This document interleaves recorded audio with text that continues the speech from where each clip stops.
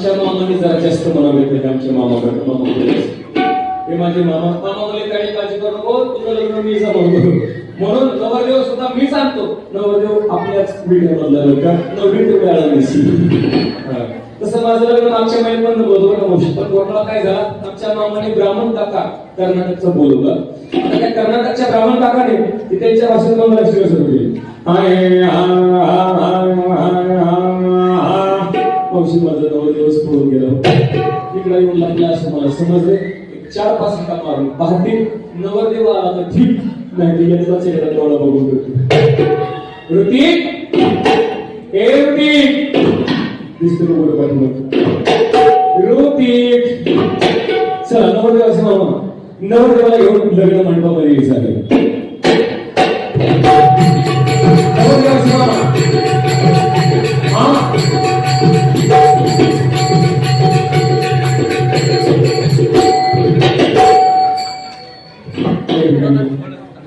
नवरदेवाची परत एंट्री आपल्या पारंपरिक पद्धतीने एंट्री. नवरदेव मागे जाऊ मामा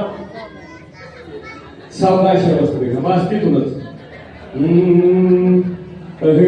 बहारो फूल बरसाओ मेरा महबूब आया है मेरा बेवकूफ आया.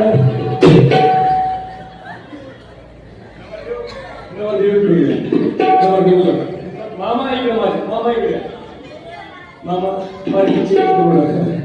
दोन्ही लग्न करता एवढं वारडं जमलेलं आहे, परंतु कळायला नवरदेवाकडून कोण आले नवरी कोण कोण कोण आले नवरदेवाकडून कोण कोण आला कोण नवरदेवाकडची मंडळी कोण कोण आले की 2-3 साडेच्या पुढे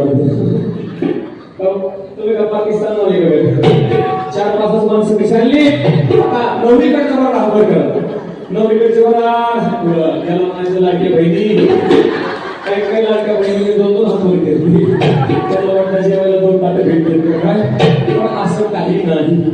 पण लग्न म्हटल्याच्या नंतर आनंदाचा माहोल असतो. आनंदाच्या माहोलामध्ये बरेच माणसं महत्वाचे असतील, त्यापैकी दोन्ही मामा महत्वाचे असतील बरं का.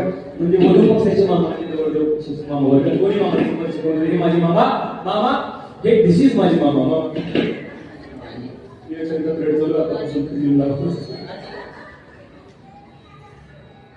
हे माझे मामा आणि दिस इज नवरदेव.